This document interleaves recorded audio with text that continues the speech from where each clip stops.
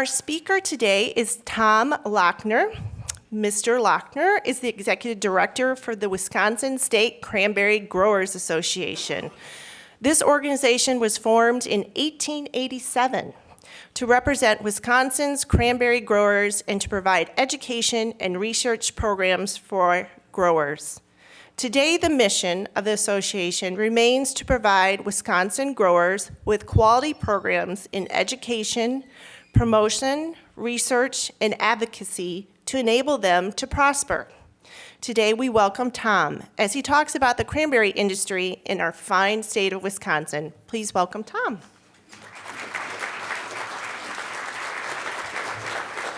Thank you. Grab some water. Well, thank you. Thank you very much. I appreciate the kind invitation and introduction as well. I'm battling a little bit of a cold, so I have to keep sipping water to keep my voice. I hope you'll bear with me today. I was driving over here this morning, and the postal motto was very appropriate because I left when it was dark, and I got through dark of night, rain, snow, sleet, fog, no sunshine, but we got here all right. But I can tell you there was snow behind me, and it's coming. But that's okay. We're good. We're in good shape here. What I wanted to talk about with you today is I thought an hour is a lot of time, and I can talk about cranberries forever. But what I wanted to do is talk a little about who we are, the organizations that the growers have developed over the last 130 years, and then talk a little bit about cranberry growing in Wisconsin. And we'll move through that, and then if there's time for questions, we'll be more than happy to try and answer them. I work for the Wisconsin State Cranberry Growers Association. We're housed in Wisconsin Rapids, but we also work with a number of industry groups. The Wisconsin Cranberry Research and Education Foundation is our charitable arm, which has a mission, which we'll talk about in a little bit. Wisconsin Cranberry Discovery Center operates a Cranberry Museum and Discovery Center in the village of Warrens. If any of you get down to Warrens from say April to December, they're open. It's a great place to visit. They have a museum there, a gift shop, and they can tell you a lot about the historical and contemporary aspects of cranberry cultivation here in Wisconsin. And also the Wisconsin Cranberry Board, which is our marketing order under which we collect assessments from growers to be invested in research and communication programs. Just to talk about the Growers Association, which we kind of look at as the center of the organizations here in Wisconsin for the growers. You already heard our mission statement, but it's quite simple. It's to enable the industry to prosper by providing quality programs. And our programs include grower information or education. They include communications. They include responsible environmental stewardship and sound governmental policies and effective public communications. So we advocate, we educate, we communicate, and we work with growers to develop best practices to protect the environment. Our organization is made up of a 10-member board. We're a nonprofit organization. Our board has 9 growers on it. They're elected to 3-3-year terms. We have someone from the UW crop extension fruit crop specialist is an ex officio member of our board. They're elected annually, and we do a lot of work with committees. Here's a list of our committees, and it's fairly explanatory.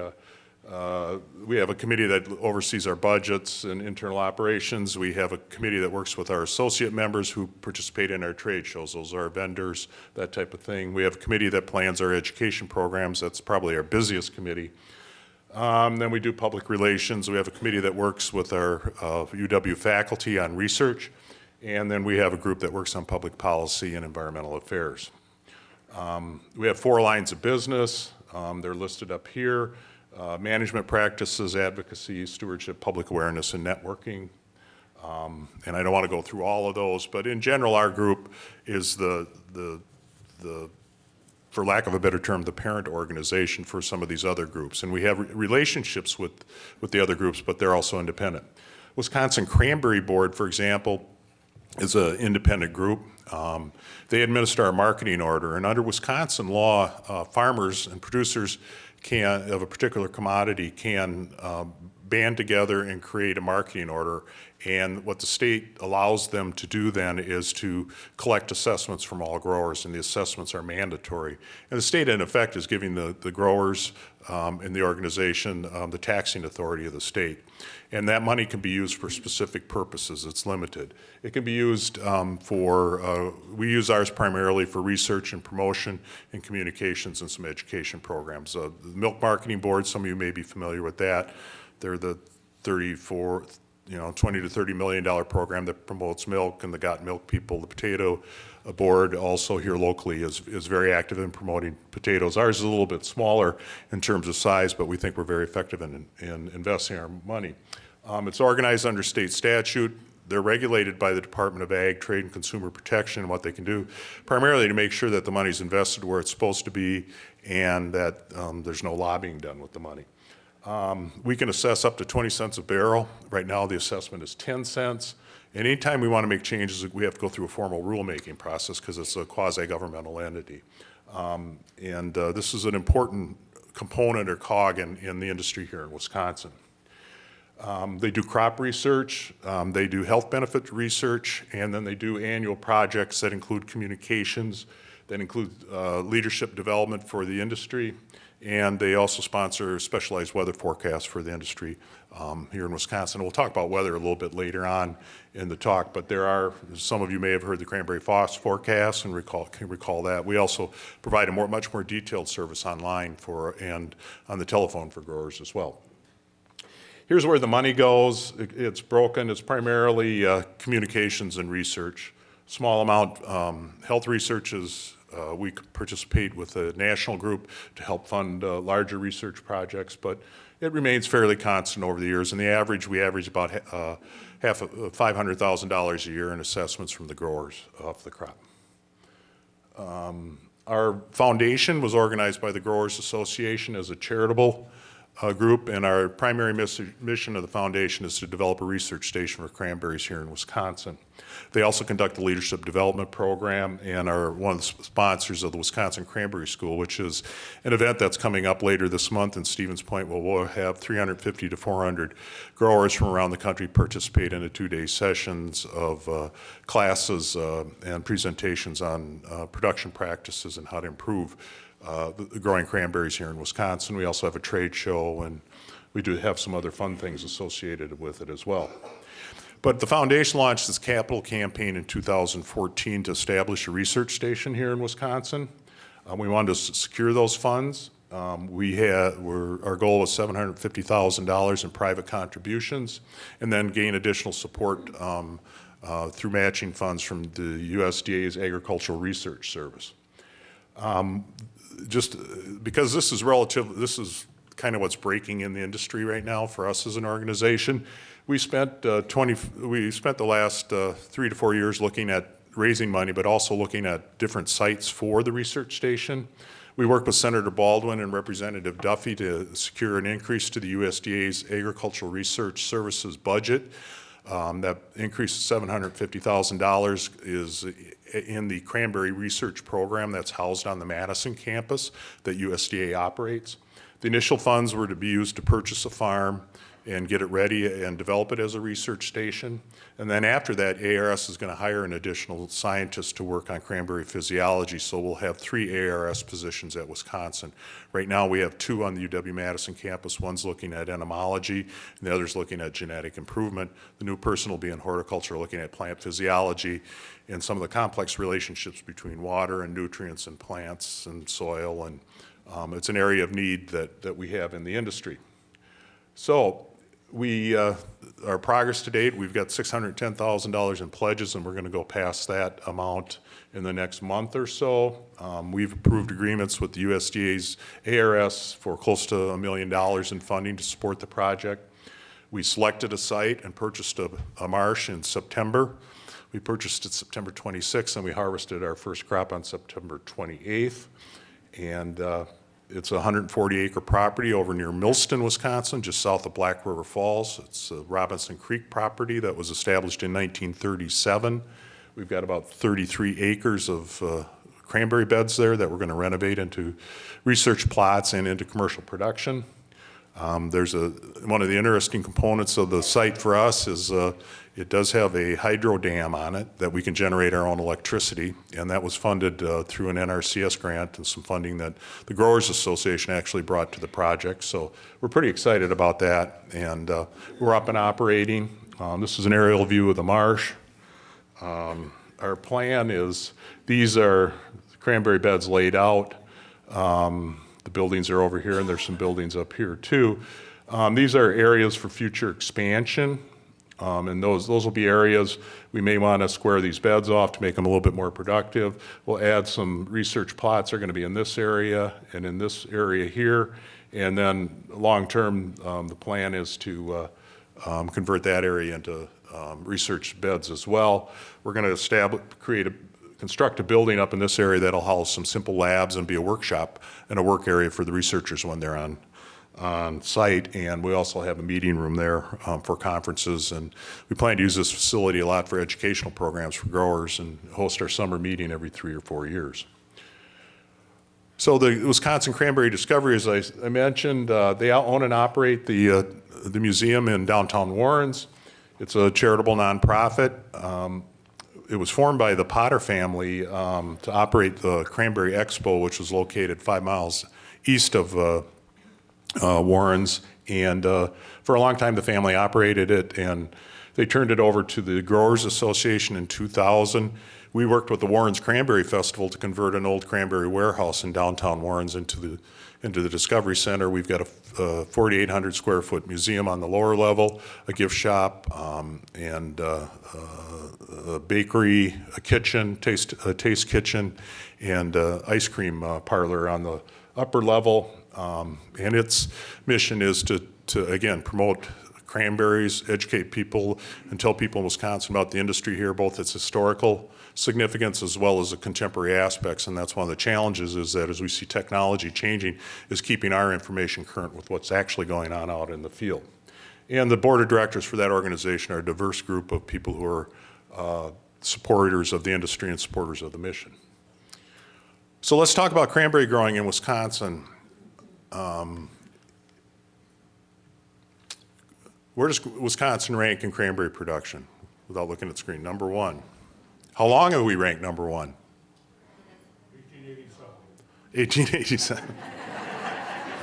1887. Well, no, actually, for the last 26 years, we've been ranked number one in production, so, but it seems longer than that. And I started with the Growers Association in 1989, and I was their first executive director. For a long time, the organization acted as a volunteer group with the president. Things got complicated, and the net generation that was coming into the business at that time said we needed to get more organized and get more professional. So they organized the Growers Association. But in terms of cranberries, the reason Wisconsin is so prominent in cranberry growing is because they grew here in the wild. They're native to North America, they're native to Wisconsin. They're one of the few native fruits that are commercially grown. We started out in central Wisconsin. There were wild stands of cranberries in what was known as the Great Swamp of central Wisconsin, which was the area that was Glacial Lake, the old Glacial Lake. After the glaciers came through, they carved out and scoured a huge lake in central Wisconsin that extended down to Wisconsin Dells. And there was a huge ice dam there, and this was before 1887 or any of our times. And when the ice dam went out, it drained the lake. It created the Dells at Wisconsin Dells and left a huge wetland complex in central Wisconsin. Then over time, cranberries came in there as a native wetland plant and grew. Early farmers or growers found those stands. They began to cultivate them, try to manage them, try to protect them from frost or fire or whatever else was going on. And over time, we evolved into the state's largest fruit crop. We were named the state's official fruit under Governor Jim Doyle, and we lead the nation in production. A recent study that was done by a group at University of California, Davis, on the industry nationally, the Wisconsin statistics, they're shown here. Oops, went the wrong way. Yeah, when you push the wrong button, you get in trouble. See, there we go. The employment is about 3,400 people, and we're about $1 billion a year industry. And that comes off of 21,000 acres of cranberries. Here's where cranberries are grown in Wisconsin. I think if you take these areas right here, you're talking about 70% of the production. If you get real tight on it, right in this area here is where they started. Probably more like right in here. Wood County is the largest producing county in the state. We keep going the wrong way here. Okay, we'll go to here. Here's a list of what's produced by counties if you're interested in that. You can see Wood County's got about over 5,000 acres of cranberries in it. Monroe is, and Jackson follow. Jackson's got 3,300, Monroe has 4,300. Juneau has added acreage, as has Portage County. But overall, our total acreage in the state's been relatively stable. The last 4 years, we've been harvesting about 21,000 acres of cranberries here in Wisconsin. So all of that, $1 billion industry is off of 21,000 acres of cranberry vines. Here's what the cranberry vine looks at. Looks like it's a low-growing, woody, perennial vine. It's actually a evergreen. It's related to blueberries. Vicinium macrocarpon is the one that we grow here, the North American cranberry. Very shallow rooting, very simple roots, no root hairs. So they don't go searching for water. They sit in the wild, they sit on sphagnum hummocks above the water, suspended in water. They don't grow in water. I think the two things I'd like you to take away from today is, one, cranberries don't grow in water, and secondly, we don't have cranberry bogs in Wisconsin. We have cranberry marshes. And those are the two things I want you to take home. Not grown in water, no bogs. Bogs is an eastern term, and since we grow more cranberries than anybody else, we call them a marsh. It's a little more pleasant, isn't it, than bog? So we use cranberry marsh or cranberry farm. But you can see they have these what we call runners. The fruit grows on uprights, but the plant runs like a strawberry. But it's a real tough, woody plant. They're amazingly strong. They can survive some pretty harsh times. The vine can survive, but our challenge is to grow fruit. Again, here's an illustration of cranberries. You've got the fruit. You've got an upright, which will flower. Then the soil tends to be stratified because every 3 years or so we'll put a layer of sand on there to cover up those runners, to get them to send up new uprights and new rooting to be more efficient, kind of a pruning. So you'll have a layer of organic material, a layer of sand, a layer of organic material on a mature bed. Cranberries need a lot of water. I don't know if we need the water we're getting today. It's interesting, when I started, and I came from a totally different background than cranberries, but what they told me is during the winter, they like to have about 2 weeks of 20 below zero weather in December, which they were happy the last 2 weeks. They love this stuff. Because what they do is they flood the beds, and we'll talk about that a little bit later. But we need water as an important resource, and that's why cranberries are here in Wisconsin as well. We'll have about 7 acres of land on the property that looks like this for every acre of cranberry vines we have in the ground. So these are areas where we store water, we collect surface water runoff, and we create these reservoirs which have a benefit of a lot of wildlife and a lot of natural benefits as well. And there's been a lot of studies and a lot of work done on wildlife utilization of cranberry marshes. We're going to walk through the growing season, and we'll start with the spring. What happens in the spring is the plant comes out of dormancy. It starts to grow, and these are the buds that start to elongate. And this is very tender tissue growth, and it's very susceptible to temperature and stress. And during spring, or actually any night during the growing season, we can get frost on the cranberry marsh. People ask me what's the biggest threat to cranberries, and it is frost, because we need to protect that, especially in the springtime. We'll be 10 to 15 degrees cooler on the cranberry marshes than you will be in town. 4th of July is a historic frost watch night. To be honest with you, 2 years ago they did run on 4th of July because we're in a generally lower area, and the beds themselves are even lower, and the cool air collects in there, so we'll get frost. So we spend a lot of time monitoring temperatures. There's a lot of technologies that are put in the bed to monitor temperatures and soil moisture. We even have systems that will turn the pumps on automatically to start sprinkling to protect the crop, and that'll cycle them on and off to conserve water. But in general, the marshes are covered entirely by an irrigation system, and as we can keep a stream of water going out on those vines. This is this is a fall scene, and that's ice on the vines. And as the ice forms and that water freezes, it releases heat, and that will protect the vines down to about 12 to 15 degrees Fahrenheit. If it's going to get colder than that or windy, growers will put on a flood. Back in the 60s, we used to flood everything for frost protection. And they actually had a system in west of Wisconsin Rapids where the train would come through with a flag on it, and it would warn them if there was a frost coming, because it would take them about 24 hours to put a flood on to protect. So the railroad was actually helping with the weather reports. Now we have much more sophisticated systems. Obviously, we switched over to using sprinklers, which really cut water use and made the growers much more efficient. But when it does get cold, we will flood them. The cranberries can tolerate water, but they don't want to be in it for a very long period of time. And we also use water to sprinkle to keep the crop, meet crop needs. Generally, the cranberry, again, is a very shallow rooting plant, and it likes a moist soil, but it doesn't like a saturated soil. So we need to make sure it has enough water on there. Growers historically would monitor the vines visually and check the soil with their hands. Now they're using technologies that measure water in the soil throughout the marsh, and they use that to make decisions on when to irrigate. And that helps, and I think that's made a big difference in our water usage, and also it helped our productivity quite a bit. It's cut back on the amount of watering that we've had to do, and it's also raised the productivity because the plants aren't stressed from having too much water.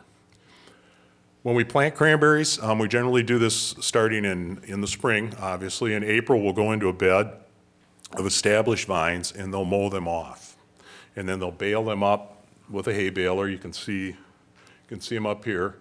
They take the area that's been prepared for planting. It's been leveled out. It has dikes around it. They use lasers to level it. They may put in drain tile, depending upon the soil. They put down a good layer of sand that is acidic. The cranberries love acidic soil. 4.5 to 5.5 pH is ideal, and they love acidic water. What they'll do, traditionally what's been done in planting is they take a machine like this and it shakes the vines out onto the bed, and they go over it with these modified discs that just push those cuttings, which are maybe, that long, pushes them down into the soil. And then they water them and give them some fertilizer to get them to root out and grow. So once you plant a bed, it'll take 2 to 3 years to get your first crop, and probably 3 to 5 to maybe even 7 years to get to full production. So it's a heavy investment up front, and it's a long-term investment. You just don't plant cranberries one year and then blueberries the next, or corn or soybeans or whatever. If you're in cranberries, you're in it full time. Because these beds, the average bed in Wisconsin is about 30 years old. So they'll produce indefinitely as long as you take good care of them. Now, what's happened recently in the past few years is we've seen new genetic improvement because of selection and breeding programs both at UW-Madison and at Rutgers University, where growers are finding much better varieties in terms of fruit quality, fruit shape, productivity, a whole host of traits. And they're trying to speed that process up to get them into production. If you can get a crop a year or two sooner, that's to your advantage economically. So they've gone to using, right here you can see these come from greenhouses, they're plugs, they're already rooted. So they've got to jump on everything, and you get in a little thing that's, anybody here plant trees? Ever plant trees? Isn't that terrible? It's satisfying. Yeah, it's satisfying, but man, sitting in that thing. My brother was a forester in Portage County, and he retired, DNR forester in Portage County, and I don't know how many millions of red pine he had planted down there, but he had us sticking black walnuts on, I think, about 400 acres that he and my brother owned down in Prairie du Chien, so we planted close to 500,000 of them, and you have your back gets sore. It's satisfying, but this thing here is a very, but we plant walnuts, and I'll never see him. He said, yeah, I'll give them to your daughter when we'll leave it to your daughter or her kids. But it is satisfying to see them grow. But it's a good exercise to go through for anybody that does it. But this machine here is like a tree planter with 3 seats on it. And there might be bigger ones, but then they take these individual plugs and plant them every foot. And that speeds the process up by a full year. So once we got planting done, the established plantings have been growing. And what we want to do is we get them to bloom in July, late June, early July. And we want to take them from flowers to fruit. So here's another trivia question. Where did cranberries get their name? What's that? From the flower that looks like a crane, yeah. This is the flower, and it resembles the head and neck of a sandhill crane. The early European, primarily German settlers saw it and thought it looked like a cranberry. So they called it cranberry. Plus, there are a lot of cranes that were in the marshes, and we shortened it to cranberry because that's what Americans do. So here's cranberries in bloom, and if you get an opportunity in late June, early July to get out into the growing area, blossom time is, everybody wants to see harvest, but if you're out there in bloom, you get the scent of cranberry, and it's beautiful. The fields are just covered with billions of these really delicate flowers. It's just a gorgeous time. And if you get out there, Wisconsin Rapids has a blossom festival, and there's opportunities to see it. So I'd encourage you to do that if you have the opportunity. It's a nice way to spend a drive. It's beautiful. But we bring in bees to pollinate cranberries. They don't self-pollinate very well. So we do bring in commercial honeybees. We also do bring in commercial bumblebees, and they do pollinate the cranberries. We actually buy the bumblebees in quads like this. The difference between honeybees and bumblebees are that honeybees, you bring in a huge population and you try and force them into the beds because they'd like to go someplace other than cranberries because cranberries don't have a lot of nectar and pollen for them. So we really want to force them to forage on that. So we try to make sure there aren't any competing sources of that are flowering. We mow the dikes so there isn't any clover growing up there and that type of thing. Although growers do have pollinator gardens, they make sure they plant things that aren't blooming at the same time to compete with cranberries. So the honeybees will go out there and work, but if it's raining, they won't go out. If it gets too hot, they stay in the hive. And seriously, they stay in the hive to protect the queen and the brood. If it's too cold, they stay in there to keep them warm. Where bumblebees, there's fewer of them, but they work from sun up to sundown, doesn't matter on the weather. They're out there shaking pollen off of the cranberries. So it's a decision you have to make, and most growers will bring in a little bit of both. A lot of people are committed to the honeybees, though, and we use quite a few hives, probably about 2.5 to 3 hives per acre in the state, and it's one of the major expenses for pollination services because we rent the bees to come in, and if you're looking at 20,000 acres, three or four hives, that's 60 to 80,000 colonies. That's a lot of honeybees. So we do have insect pests that we monitor during the growing season. Our primary pests really are worms like this, Lepidopteran. They'll eat the fruit or they'll eat the vegetation. And so we need to protect for that. Growers hire scouts. We practice integrated pest management, which we were the first crop that worked with the UW on an integrated pest management program. And it's a program that is a different philosophy. It requires growers to take a different philosophy in terms of management. Years ago, we eradicated things. You would spray a broad spectrum insecticide and eradicate everything. Now we've learned through research and work with UW is you can tolerate a certain level of insect population out there. You don't need to eradicate them. So we monitor the insect pests, their population, both in terms of where they are in development and the numbers that are out there. And then we make a decision on how to control them. One of the things that growers do and have been doing more of in the last 5 to 10 years is using a early spring flood as a pest control practice. We can put a flood on at the right time for about, I don't want to say more than 18 to 24 hours. That'll control the first generation of fireworm, which is the major insect pest that we deal with. And that eliminates the need for a number of other insect sprays or controls. We've also seen the chemistries move away from those harsh broad spectrum insecticides to more selective insecticides that just go after this critter here and leave the other ones alone. So you leave a lot of the beneficial insects that are out there, and you just take care of the pests. In order to do that, you have to have really good data. So everybody brings in people like this gentleman here who's a pest scout. They walk the beds every week and monitor the pest populations, and then they sit down with the grower and give them their findings, and they make decisions on what to do. Many years ago, we used to use aerial application. That's pretty much all been eliminated. When I started, most of it was done by aerial application or some other ground application equipment, but what we've developed are these cantilevered booms. And those allow, Wisconsin really was the innovator of this technology, and it allows us it extends out over the bed. The nozzles are very close.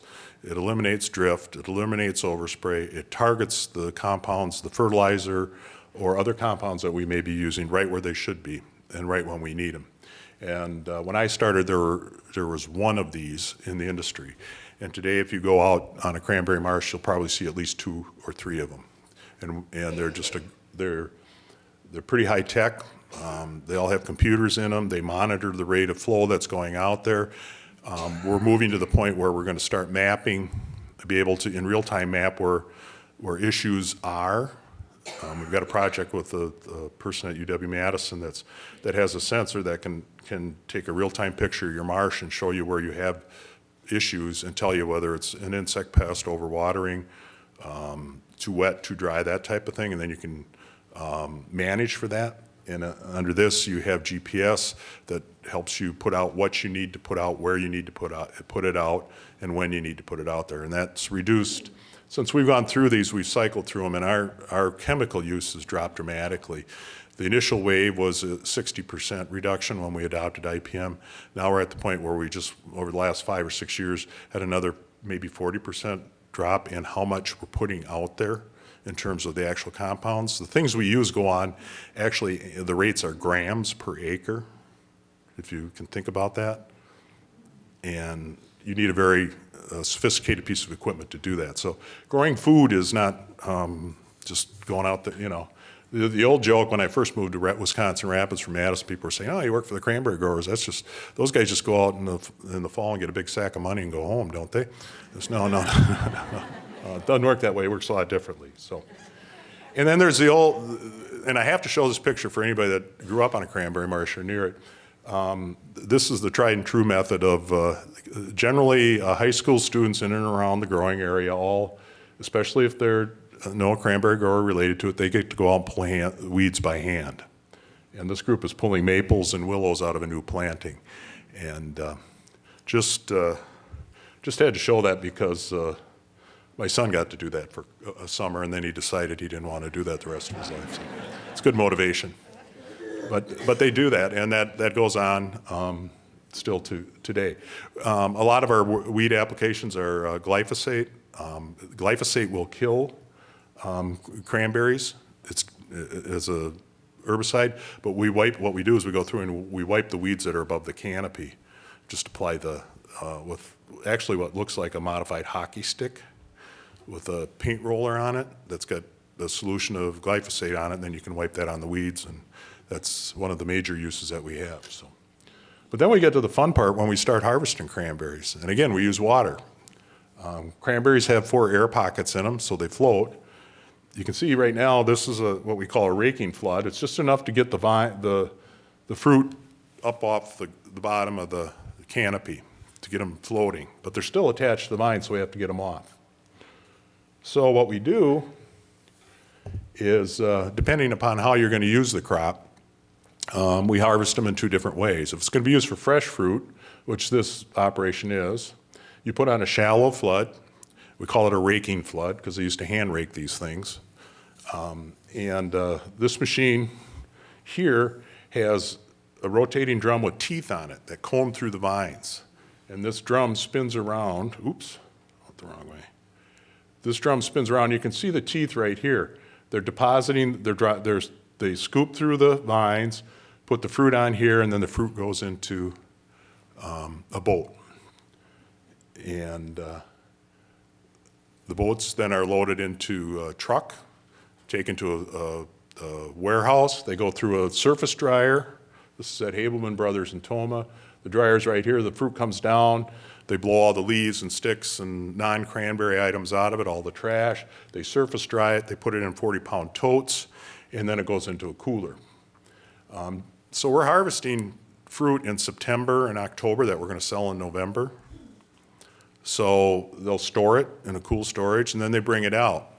And on fresh fruit operations, which today about 3 to 5% of the fruit is sold as fresh fruit during Thanksgiving and Christmas. So it's our, I guess, signature product, but it's not the major thing that we do with cranberries. We do a lot of other things with them. We'll talk about that in a little bit. But they'll bring them out of storage, and on this property here, these are the fruit's dumped in here. It's going through the milling or sorting process. These are Bailey mills. They were invented and patented in 1917, I think it was, between 1917 and 1924 in Carver, Massachusetts. One of my fresh fruit growers told me it was the last good idea to come out of Massachusetts. So, and the way they work, and this is a more streamlined version of it in that these are plastic and stainless steel instead of wood, but the cranberries bounce. A good cranberry will bounce. So they hit these little boards here that are angled, and as it hits it, if it's good, it bounces over and goes into the sorting room. They get 7 chances to bounce. Seriously. And if they don't make it, then they go out and they're used as deer feed or land spread or what have you. So we've also, and again, here's them going into the center area. And then we've shifted over, and this is, I mean, the change in agriculture has been going on for a long time, and technology has been changing incredibly. I mean, even in our lifetime, I can remember when we were excited in the office when we got a fax machine, much less a computer. But the rate of change is just incredible. This machine here is an optical sorter, and what this does is the fruit comes in here on a belt, and there's a gap there that you can see, and there's a light bar there, and it actually takes a picture of that stream of fruit. It's a video. It's fed into a computer here, and when it gets here, there's a stream of air jets, okay? There's a bar with a bunch of air jets on it, so that stream of fruit's going across, and it jumps a gap where its picture's taken. And then when it gets to this end, it jumps a gap about that wide, about 3 or 4 inches wide, and from the time it gets to here, it gets its picture taken, it goes into the computer. The computer identifies each individual berry or item, and it takes the stream of air and it knocks it out, knocks that fruit out. And you can sort for color, you can sort for quality, foreign material, or what have you. And they're going down, and this is where you can see these are a lot lighter down here. They're primarily sorting for color.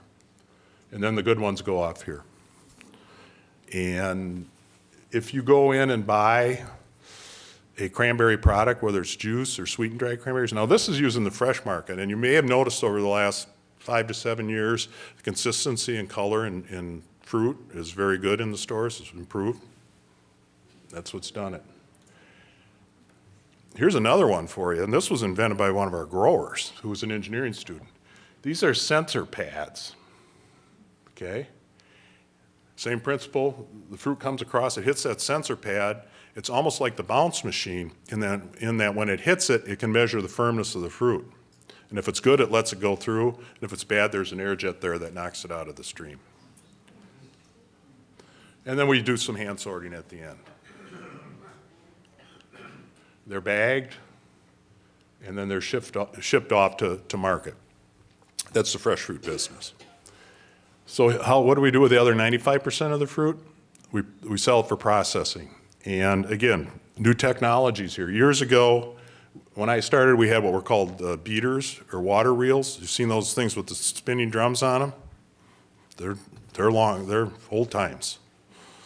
They take a modified harrow. And I may have some video later to show you.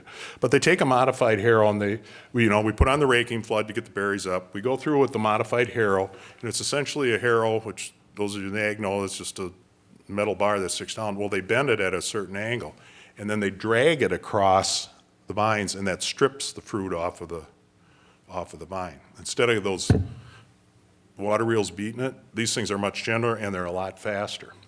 So then we get scenes like this in central Wisconsin, and the classic description is you've got a blue sky, the fall colors in the background, blue water with a red carpet on it, and sunshine. It's just beautiful. Doesn't get any better than that. So, and the picture always tells a story.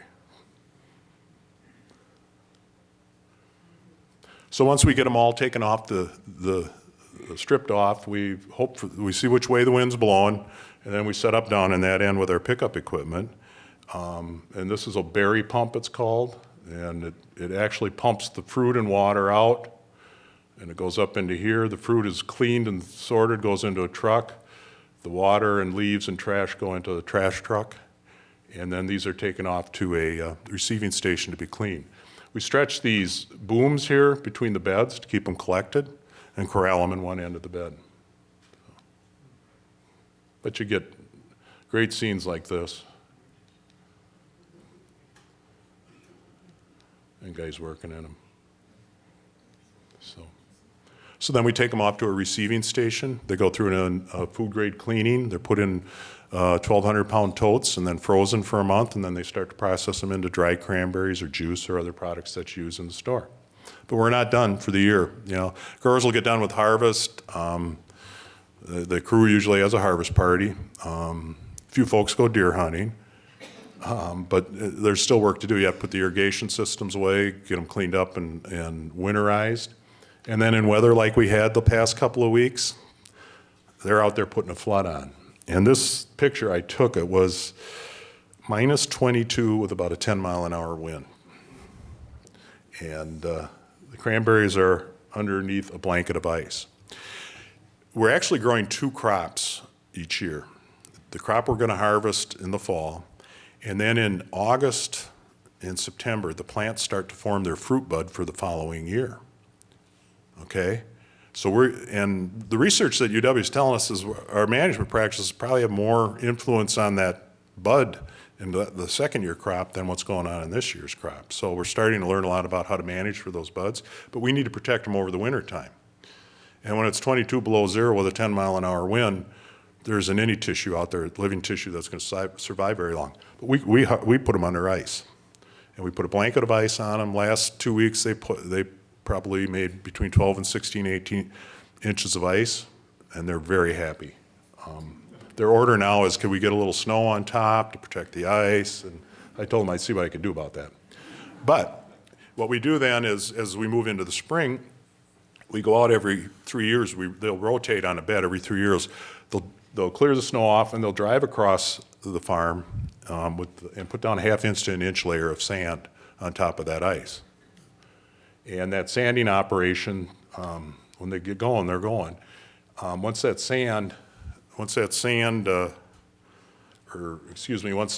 ice melts, that sand settles down on top of the vines. It covers up any trash, covers up insect eggs, disease, and then it encourages that new rooting on the uprights and new upright growth. And so we can get, and I think the research shows that cranberry beds that are been sanded tend to be warmer than beds that haven't been. So that's the seasons of cranberries. That's what we are in Wisconsin. We're the largest state fruit crop. We try and grow a healthy product. Just for a little bit more information, here in central Wisconsin, many of you, and I'm not sure how familiar you are with the area, but there's an awful lot of processing that goes on here in Wisconsin in addition to the growing. Ocean Spray, which is a grower-owned cooperative, has, and the largest processor, they handle about 2/3 of the U.S. crop, and they market it for the growers. They have most of their production assets or processing assets here in Wisconsin. They have plants in Wisconsin Rapids, Toma, Babcock, and they have one in Kenosha where it's a full processing bottling plant. So it provides a lot of jobs here. Mariani's active in Wisconsin Rapids, Gardner's in Pittsville, Crant Grow down in Warrens. Plus, all of these have facilities that support them, whether it's trucking or freezing. A lot of warehouse space has gone up in Wisconsin Rapids in the last few years to support the industry as well. So we're a big part of agriculture in central Wisconsin. When we look at cranberries as $1 billion a year industry, agriculture in Wisconsin is an $88 billion a year industry. But one of the things that makes agriculture in Wisconsin so successful is that our diversity of crops that we grow here, whether it's dairy, whether it's beef, whether it's pork, corn, soybeans, potatoes, vegetables, ginseng, cranberries, whatever you identify, we have a very diverse agriculture here in Wisconsin, and I think that's something we can be proud of. Before I close out, if you want to find some information on us, go to wiscran.org and you'll have links to everything. That's our website for those that are interested. We do have a short video to show because we do have some time for it, so I'm going to have him cue that up. And I think that summarizes just about everything that I've talked about in the last half hour or so.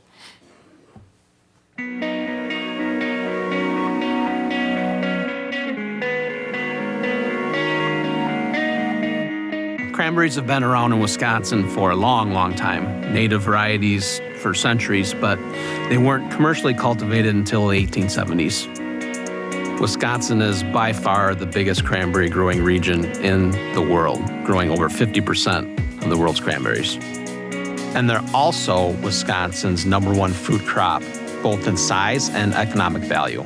Nearly $1 billion in revenue and 4,000 jobs. We have a lot to be proud of as Wisconsin cranberry growers. More than 250 growers produce cranberries on 21,000 acres. Contrary to what most people believe, cranberries do not grow in water. They grow in sand, and it's dry and it's firm, and you can walk on it. And it'll take 2 or 3 years before they actually produce a decent crop. But once they start producing cranberries, they'll continue on producing for 20, 30, 40, 50 years. So you don't have to replant them every year. They just keep coming back as long as you take care of them. Since the cranberry is a perennial fruit, the bud for the next year's crop is actually on the vines. So if we damage our vines for this year, we also damage our crop for next year. There are numerous health benefits to cranberries. They are full of antioxidants. They're high in fiber, they're low in sodium, very few calories, proven to fight urinary tract infections, and they're good tasting too.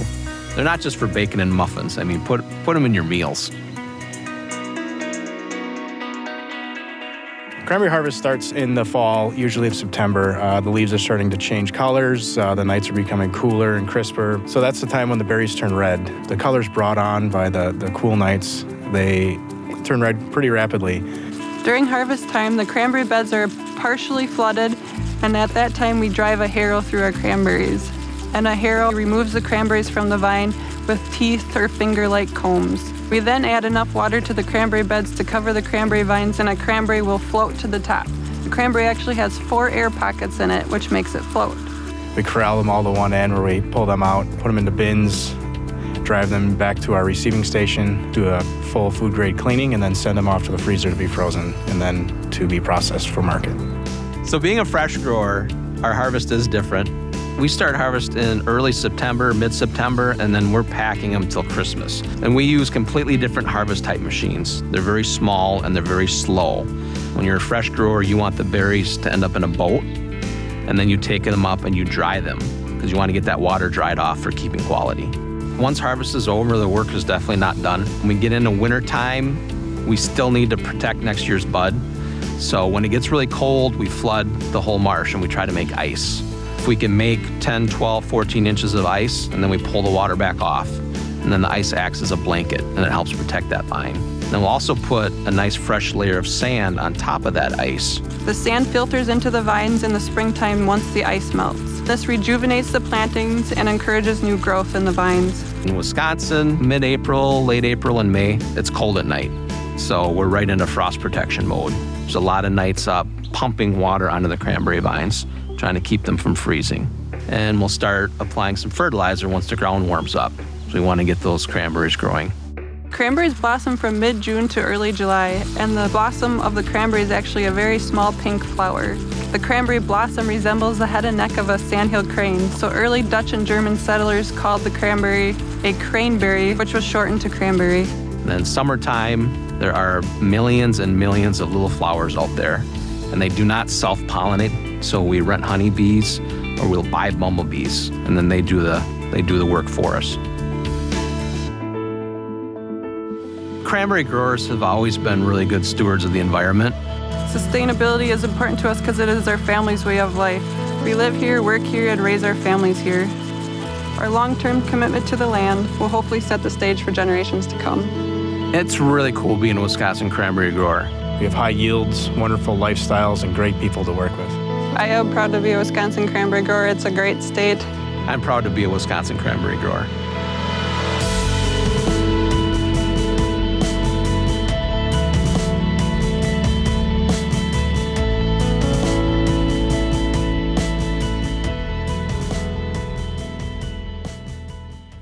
Do we have any questions? Thank you.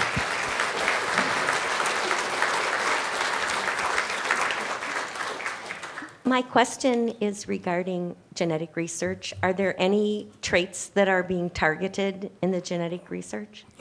In genetic research, the traits that are being targeted? Yeah. Initially, the growers are interested in production, and then they're interested in production, then they're interested in production. We started here in Wisconsin to look at varieties, trying to find traits and varieties that would color a little bit earlier, because generally our color in Wisconsin was lower because our season's shorter. So that's one of the traits we looked at. Right now, though, we've gotten beyond that where we're looking at shape of the fruit for processing into dried cranberries. We're looking at sugar content. Everybody's looking for the sweet gene. How many people put a raw cranberry in their mouth and eating it? Yeah, it's not something that Americans want to do. So an increase in sugar is something that's been looking for. And then taking a look at some of the components in cranberry, the proanthocyanins and the antioxidant content to raise that level. We've mapped the genome, which is one of the new things that's been done at UW by Juan Zalapa's lab at Ag Research Service. So now they're trying to link what traits go with each gene, and then they can select for that. We're not doing GMOs, we're doing traditional breeding, but we're doing it a lot smarter than we used to because we've got a lot more information. Sure.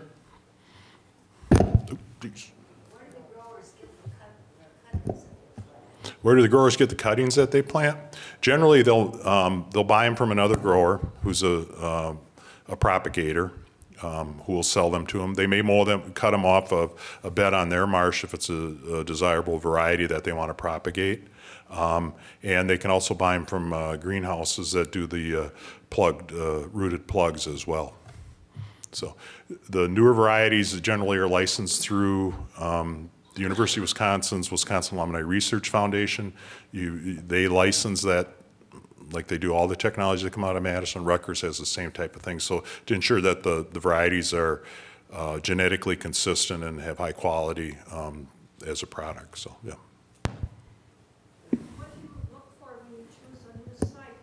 What do we look for when we choose a new site? Most growers the ideal site has acidic soil, is a good source of sand, and a good source of acidic water. And it's level and can be adapted to cranberry cultivation in as an economically way as possible. We haven't seen a lot of new marshes go in recently for a variety of reasons. One is it's much more cost efficient to buy an existing operation and upgrade it than it is to start a new. We've seen a lot of the newer expansion has gone in the drainage district areas in Portage County and Adams County, where you have flat land that used to be a wetland that was drained. Now they're reflowing it and recreating it into cranberries, but they have challenges with nitrogen in the water. They have challenges with pH in the soils and things like that. They're starting to kind of figure that out, but it's more of a challenge. But water, sand, and pH, soil pH are the three big things. How do you, One second here. As far as questions goes, let's bounce around the room, Sure. and so that everybody can hear, we're going to use the mic. It's also being recorded, and so everybody can hear it. So, so I got the mic. sounds good. How are you guys getting along with our white-tailed deer? How are we getting along with your white-tailed deer? Well, our growers like to hunt them. In general, where whitetails are problems, growers will put up a fence to keep them out. I mean, that's the simplest way to do it. So that's been ongoing for a long time. Right now, one of the issues we're dealing with is the elk they brought into Jackson County. If you think deer does damage, put an 800-pound animal out there. But we've been working with DNR on methods to keep them off our properties. But a woven wire fence is generally, if you have a high pressure of deer causing problems, that's what you use. So. Does that native plant that started this whole process, does that still exist and is cultivated? And then with the cultivated plants, do they retain their health benefits that he was talking about? The answer to both is yes. We do have mostly native varieties in Wisconsin that are planted. They have different names because that's the grower that found them in the wild and sold them originally. And our new genetics are just 1 or 2 generations removed from the wild, so there's not a big change there. And one of the things we do look at is maintain those health benefits. Yeah, that's one of the key components. The top variety in the state right now is a variety called Stevens, and it's crossed between 2 natives. So genetically, we're pretty immature or whatever. So. I have some wonderment about cranberry growers' attitudes about craisins. Can you give me some thought about that? You have some, their attitudes about craisins? We love them. Craisins is a trade name, registered trademark of Ocean Spray cranberries. They're technically dried cranberries. And it's Craisin brand dried cranberries. So Ocean Spray protects their, much like every other company, protects their trademark products and titles. So Craisins are actually a registered trademark of Ocean Spray cranberries. And they're Craisin brand dried cranberries. But the industry growth and our growth in international sales from 20 years ago when we were selling less than 5% of the crop overseas to today where we're selling 35 to 40% overseas, most of that growth has been due to dried cranberries and being able to get into international markets and sell that as an ingredient to companies in country. I'm curious a little bit about the history. Yeah, you mentioned earlier when you take a cranberry out of the bag and eat it, it's quite bitter and it's not particularly palatable. How did it become, this largest fruit crop in Wisconsin, et cetera? How did people get to like it? Took a lot of work. I always had one of the old guys in Rapids used to give me a hard time that, yeah, you're the only group that can take an edible food and make it palatable for people. I think, historically the Native Americans used cranberries for all kinds of stuff. And whether it was for dyes or they thought it had medicinal purposes, they would use it, mash it up and mix it with maple syrup or honey, or they would mix it with meat and dry it and make pemmican, things like that. What happened in the 60s and 70s is the product innovators at Ocean Spray took a look at the market and said we're too dependent upon the fresh fruit. Trying to sell all your crop in 4 to 5 weeks is risky business. So they looked at other opportunities other than fresh fruit and sauce, and they reformulated their cranberry juice cocktail, and then they began to introduce blended juices, cran apple, cran raspberry, cran, the list goes on. And that's what started, I think, the real boom we saw in the 70s and 80s in consumption. And that started to go, and then we hit dried cranberries, and that bumped it up again. So I think it was interestingly enough, and I think in talking to folks, and I've been around, back in the 1950s, and some of you may recall, there was a scare during Thanksgiving that cranberries could cause cancer. Does anybody remember that? Aminotriazole scare. There was a report out that a carcinogenic herbicide had been used on some cranberries in Washington State, and that people shouldn't eat cranberries for Thanksgiving that year. This was in the Eisenhower administration. Fleming was the health secretary at that time. He went on television telling people not to eat cranberries because they'd get cancer. Well, it turns out that there was one grower that used the stuff, and the fruit was never got into the market. It was segregated, but the damage to the industry was tremendous. That's 90% of your sales were coming up that week, and you got the government telling people not to eat cranberries. And people did some things to try and do damage control. They even had Nixon on television eating cranberries. Some of you may remember that. But the industry said, hey, look, first of all, we got to get the confidence of the consumer back. So we got to make sure this never happens again. So I think in terms of food safety practices, we're the gold standard. Our guys go through so many different audits on their practices as to what they're doing to make sure to keep their handlers happy so that we don't ever run that risk again. But then they also said, let's diversify the market. Let's sell cranberries throughout the year rather than that one window. And that led to new product development. And I think we're at the stage right now where we've gotten to the point where a lot of our products are mature, and we need to start developing some new ones to expand sales. So, good questions. Yes, I have a question. I have the mic too. We hear that the food in the U.S. Is the cheapest in the world, that we are so fortunate to have such an expensive food. But that doesn't usually take into account the amount of money that the government is contributing to those efforts. Mm-hmm. And I'm wondering, in total, on an annual basis, how much, money would you say you get from the government? Well, we don't get any subsidies from the government. We don't have any programs like corn or soybeans or milk or wheat or cotton or those things. We don't have any government commodity programs. Government expenditures for cranberries probably fall largely under research,